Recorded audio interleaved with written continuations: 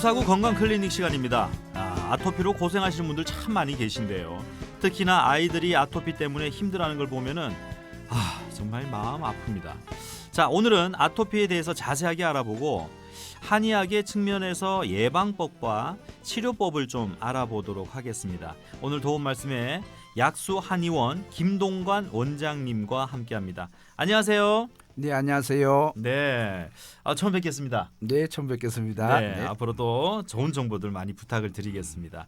근데 오늘 이제 아토피라는 주제를 가지고 왔는데 이 아토피를 일단 뭐가 아토피인지 말씀을 좀 해주시죠. 그 요즘 같은 봄은 아토피 환자들이 싫어하는 계절입니다. 봄이. 네, 봄에는 피부가 발산을 하게 되는데 이때 발산을 하지 못하면 아토피 환자의 경우 심한 가려움을 호소합니다. 아토피란 명확한 발병 원인이 밝혀지지 않은 만성적인 피부 질환으로 유아 때부터 시작되며 재발이 잘 되고 가려움과 피부 건조, 습진을 동반합니다. 얼굴과 목, 팔, 다리 굽혀지는 부위에 잘 나타나며 많은 경우 성장을 하면서 자연히 호전되는 경우가 많습니다.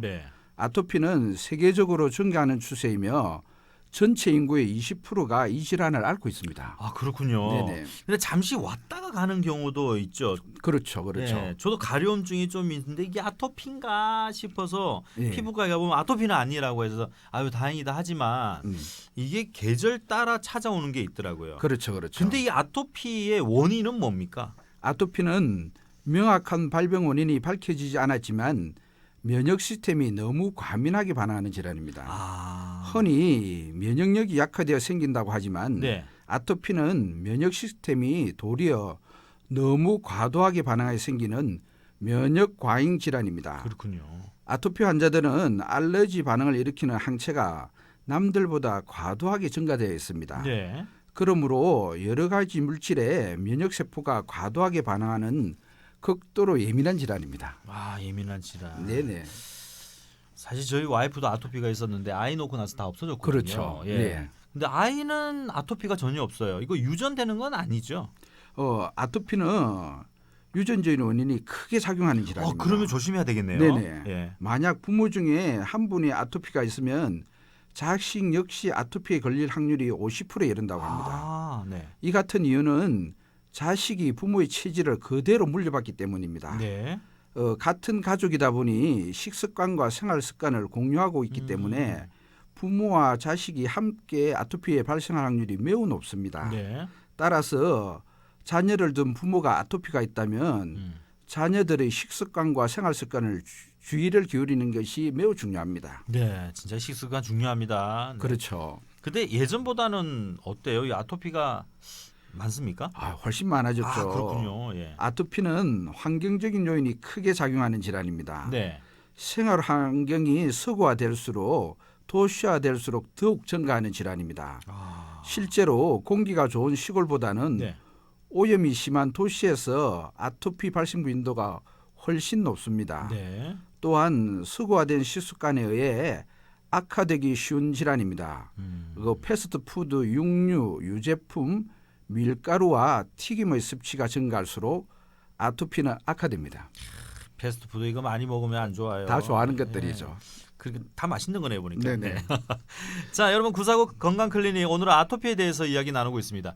혹시나 주변에 아토피로 좀 고생하시는 분들이나 아니면 궁금한 점이 있으신 분들은 짧은 글 50원, 긴 글 100원 샵 0949번으로 문자를 주시면 오늘도 답변해드리도록 하겠습니다. 근데 아토피 보니까 좀 증상이 좀 다 달라요. 어떤 증상들이 있습니까? 아토피는 첫 번째 가려움이 가장 극심한 피부 질환입니다. 깨어 있을 때는 물론 자고 있는 동안에도 자꾸 끓게 되어 이러한 자극으로 피부가 엉망이 됩니다. 그러니까요. 항히스타민제나 스테로이드를 복용할 때는 일시적으로 가려움이 완화되지만 다시 재발하는 경우가 많습니다. 두 번째는 피부가 붉어지는 피부 질환입니다. 발생 초기에는 가려움과 함께 붉은색의 반점이 발생합니다. 심해지면 그 부위가 점차 넓고 붉게 부풀어 오르기도 하고 손톱으로 끌고 진물이 나오기도 합니다. 진물 나올 때까지 긁어 얼마나 가려우면 자다가 많이 끓습니다. 따가운데도 계속 긁게 되잖아요. 네네네. 그것만큼 고통스러운 게 없을 네. 텐데 또 증상이 계속 있죠. 네, 세 번째는 피부가 점차 두꺼워지는 피부 질환입니다. 네네. 만성적인 상태로 갈수록 딱딱해지고 커지며 두껍게 되는데 이를 태선화라 합니다. 반복적으로 끓게 되면 더욱 심해지고 네. 범위가 넓어지며 스테로이드 사용도 태선화를 더욱 악화시킵니다. 네. 그 네 번째는 각질과 색소 침착으로 피부를 흉하게 만듭니다. 아토피가 만성화되면 끓은 상처 부위의 피부색이 검어지거나 네.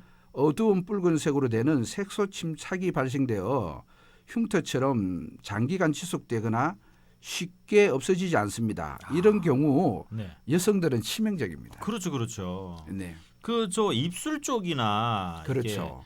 코나 귀 네, 밑에 그 귀볼 밑에 부분에 네. 이 접히는 부분에 이 아토피가 있는 경우에 네, 상당히 고통스러워하더라고요. 그렇죠. 여성들한테는 더욱 더 네. 치명적입니다. 그 입술 같은 경우는 입술 색이 변할 정도로 이렇게 계속 뜯고 그렇죠. 긁고 예. 하니까 이거 전면되나요? 저희 와이프 아토피라 지금 없지만 네. 네 어떻게 전면됩니까? 아토피는 네. 염증성 피부 질환으로 다른 사람에게 전염되는 세균 및 바이러스에 발생되는 질환이 아니기 때문에 아니군요.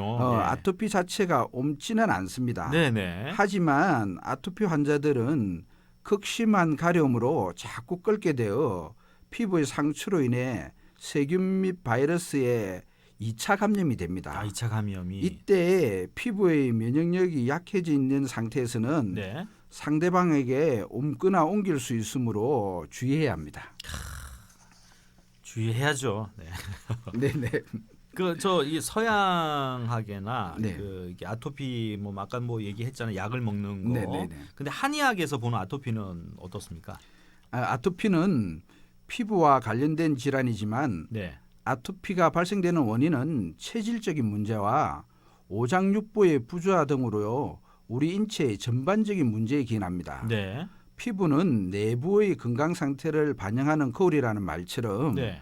아토피의 올바른 치료를 위해서는 아토피의 원인이 되는 오장육부의 부조화를 바로잡고 몸속의 노폐물과 독소를 제거해줘야 합니다. 아, 독소를 제거해 줘야 된다. 네네.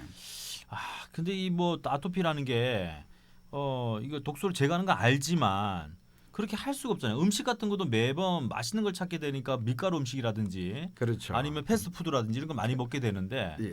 음식 조절도 해야 되는데 어떻게 하면 좋을까요? 아토피의 근본적인 원인은 타고난 체질과 네. 살아온 삶의 방식에 의해 발생합니다. 따라서 식품 첨가물이 많이 들어간 가공식품을 피하고 패스트푸드, 육류, 유제품, 밀가루와 튀김의 섭취를 줄여주셔야 됩니다. 네. 그리고 과음, 과식, 편식 등은 하지 않아야 하며 본인의 체질을 파악하여 이롭지 않는 음식을 적게 먹도록 주의하는 것이 좋습니다. 네. 그리고 가장 좋은 방법은 자연적인 음식을 골고루 잘 먹는 것이 가장 좋습니다. 특히 아토피 환자들은 먹어서 아토피가 심해지는 음식은 먹지 않는 것이 가장 좋습니다. 본인이 그렇죠. 알아요. 알죠. 네네. 뭐 이게 술을 먹는다든지 하면 예. 가려움 좀 심해지고 빨개진다는 분들도 있거든요. 그러면 술을 안 먹어야 되잖아요. 그렇죠, 그렇죠. 근데 이게 안 먹을 수가 없거든요. 그렇죠. 그것을 피해 주셔야 돼요. 특히 보면 뭐 게라든지 네. 자기가 예. 딱 먹으면 올라오는 음식들이 있어요. 아, 그 음식들은 네. 절대 먹으면 안 됩니다. 그게 알레르기 반응이 오는 거죠. 그렇죠, 그렇죠. 예. 음. 근데 저 보니까 지금 7969 애청자가 예. 신랑이 평소 가렵다고 합니다. 계속 긁어요. 밤새 긁어요. 안 그러니 요즘은 또 심하게 긁고 있어요. 네. 이거 어떻게 해야 됩니까? 58세입니다. 이 한약으로 예방할 수 있는 것이 있습니다. 네. 이것이 첫 번째 어성초입니다. 어성초. 예. 네. 잎에서 생선 비린내가 난다고 해서 붙여진 이름으로 네. 어성초에는 피부 독을 없애주고 네.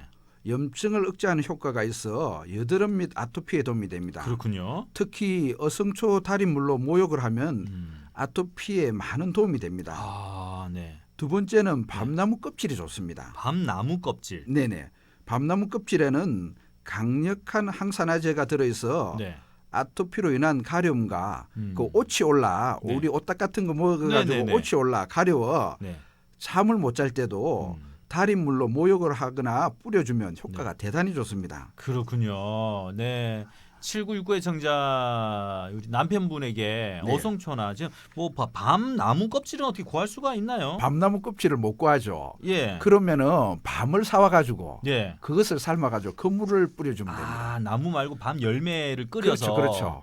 어. 밤은 쉽게 구할 수 있지 않습니까? 그 예전에 밤 삶아서 먹고 물 버리면 안 되겠네. 그렇죠. 그걸 가지고 모욕을 하거나 아. 뿌리주면 피부에도 좋습니다. 그렇군요. 네. 당뇨 환자는 피부가 가렵다고 하는데 당뇨 환자인데 그렇죠. 아토피와 관계가 있나요? 아, 그거는 당뇨로 인한 것입니다. 당뇨로 인해서 피부가 조금 가려 예민해지는 가려워집니다. 겁니다. 네.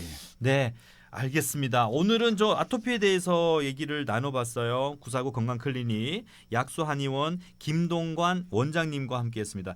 다음 시간에도 더 알찬 정보 부탁드리겠습니다. 네, 좋은 하루 되십시오. 네, 고맙습니다, 원장님. 자, 계속해서 30분 교통정보 전해드리겠습니다. 김소영 캐스터.